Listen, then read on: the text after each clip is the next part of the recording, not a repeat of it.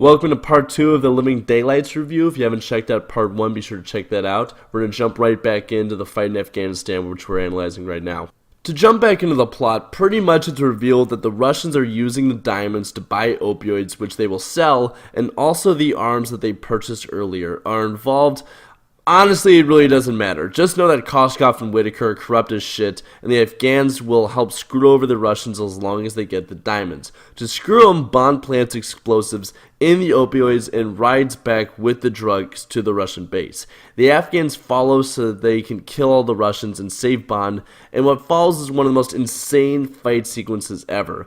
This is the last time in the series, really, that we see the Soviets and Bond fight, so I love that they ended it with a bang here. It's a great sequence that involves a lot of hand-to-hand action with some great explosion and a lot of unnecessary gaps. Overall, it's the kind of large-scale fight sequence that we're used to seeing in films like We Live Twice. It's a great throwback to the 60s films while also having a lot of unique action of its own.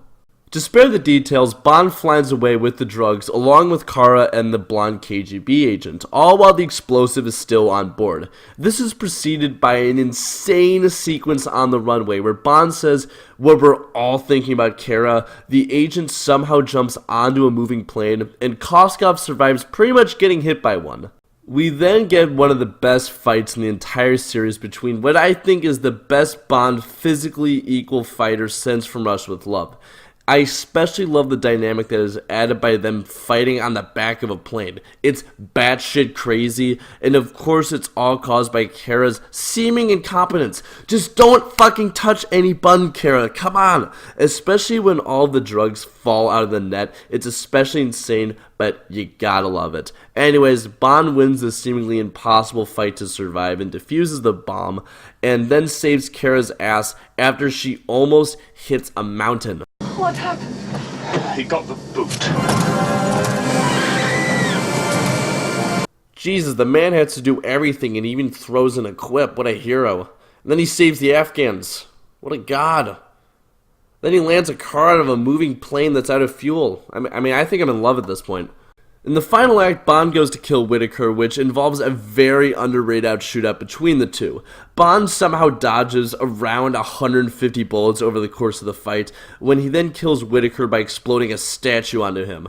That's pretty much the best way I can explain that. You also got to love that Whitaker falls on a diorama of the Waterloo fight. Say what you will, at least the quips in this film are clever. Pushkin arrests Koskov, and as for Cara, Bond and her get it on one more time after what is admittedly an awesome cello performance. The Afghans as well as fucking Gogol Roland, which makes you wonder why he wasn't in the rest of the film, but hey, what do I know. We get a nice little remark about Afghans having trouble at airports before Bond says his final joke and the film ends. And that, my friends, is the Living Daylights.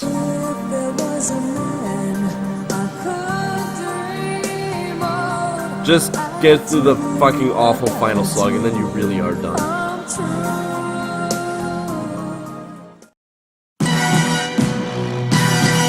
The name that means excitement is back.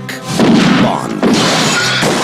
James Bond. For as brutal as I was being on the film throughout, The Living Daylights truly is one of the best films in the series. Sure, it misses with some of the scenes and the characters, but overall this film has a ton going for it. Let me explain.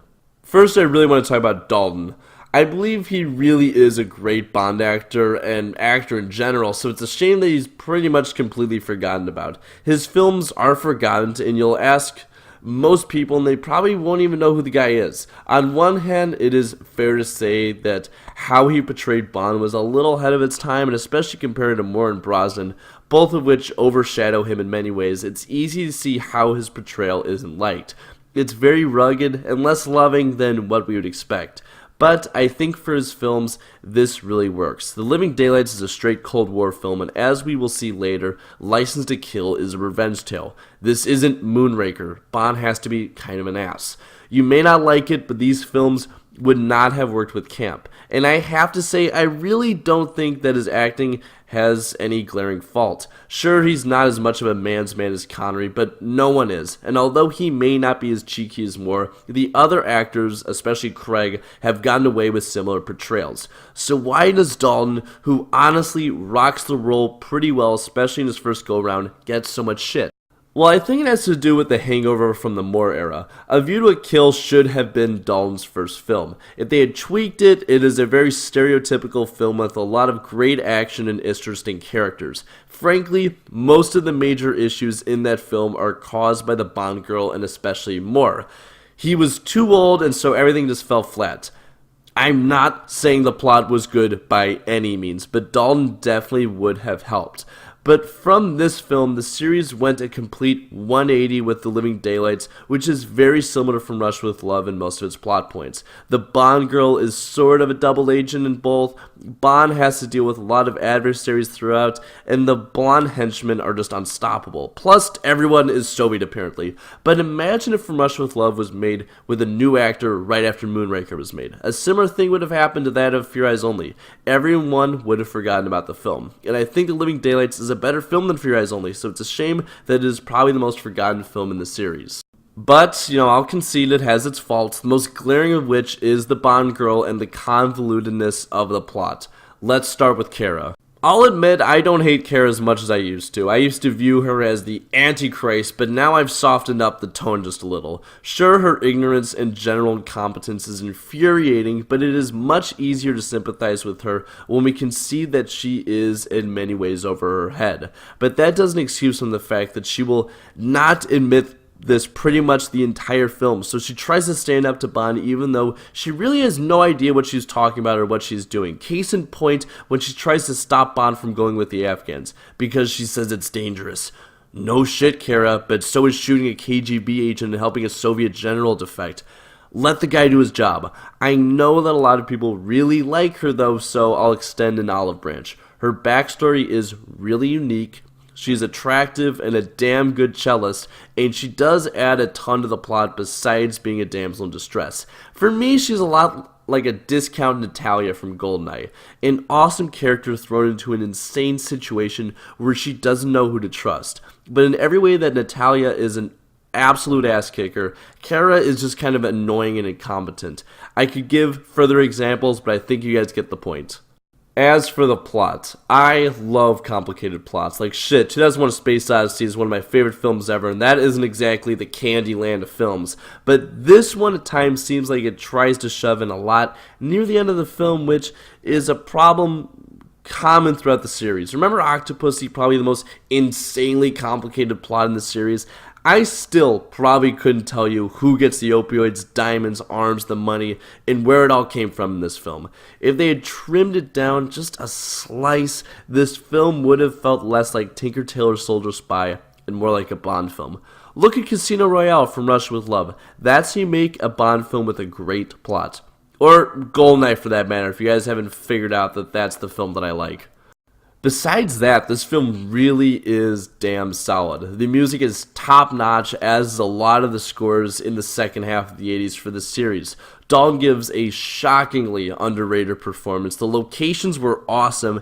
Q was at top form, and the action scenes were really stellar. Obviously, this film has problems, as we discussed, including what I've mentioned about some of the supporting actors in Part 1. I'm looking at Lighter especially for that one, but that does not warrant the amount of flack this film gets. A few years ago, I heard a reviewer say that if this film wasn't a Bond film, it would have been remembered as one of the great Cold War films, but because it's in the Bond series, it sort of got buried. I wouldn't necessarily go that far, but it sure is one of the better ones I've ever seen, both as a Bond film and as a Cold War film. In many ways, it's the last true Cold War film we get out of the series. So that's it, folks. That's The Living Daylights, a tragically underrated film that should have been a hit for Dalton and had a greater impact at the box office. Speaking of box offices, though, next time we'll be looking at a film which did so poorly that it took the series into the pits of hell. That's right, folks, perhaps the most controversial Bond film of them all, 1989's License to Kill. So what do you guys think of the Living Daylights? Why do you love or hate Timothy Dalton, or are you someone like me who puts him somewhere in the middle of the pack? Whatever it may be, leave it in the comment section below, as well as if you guys have any recommendations for any new videos. And as always, like, share, comment, subscribe, and I'll see you guys next time. Ciao.